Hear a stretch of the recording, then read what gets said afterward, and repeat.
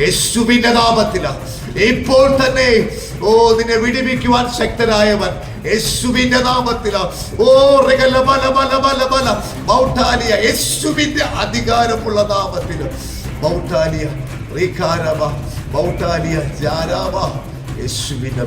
போதனை செய்யறது போல நடிச்சு பெண்கள் கிட்ட இருந்து பணம் நகைகளை திருடும் ஆசாமி.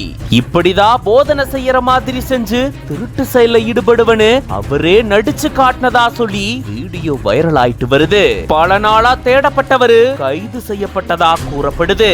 என்ன நடந்தது விரிவா இந்த வீடியோல பார்க்கலாம். கேரள மாநிலம் திருவனந்தபுரத்தை சேர்ந்த நபர் ஒருத்தர் தமிழக கேரள எல்லையை ஒட்டி இருக்கக்கூடிய குமரி மாவட்ட கடலோர கிராமங்கள்ல தனிமையில வசிக்கக்கூடிய நோய்வாய்ப்பட்ட ஏழை பெண்களை குறிவச்சு அவங்களுடைய ஏழ்மையை போக்குறதாகவும் அவங்களுடைய நோயை தீக்கிறதாகவும் உதவி செய்ய வந்திருக்கிறதாகவும் சொல்லி போதகம் செய்யற மாதிரி நாடகம் ஆடி அவங்க கிட்ட இந்த நபர் பணம் நகைகளை ஏமாற்றி வாங்கிட்டு போனதா கூறப்படுது. இந்த நபர் மேல ஏராளமான புகார்கள் இருந்த நிலையில இந்த மாதிரி பொய்யான போதகம் செஞ்சு பெண்களை ஏமாற்றி சம்பாரிச்சிட்டு வந்ததா கூறப்படுது. இதை தொடர்ந்துதான் கேரள மாநிலம் கோட்டயம் போலீசார் இவரை கைது செஞ்சதா கூறப்படுது. அப்போ போலீசார் கிட்ட கைவிலங்கோட தான் எப்படி போதகம் செஞ்சு நம்ப வைப்பேன் அப்படின்னு சொல்லி நடிச்சு காட்டுனதா கூறப்படுது.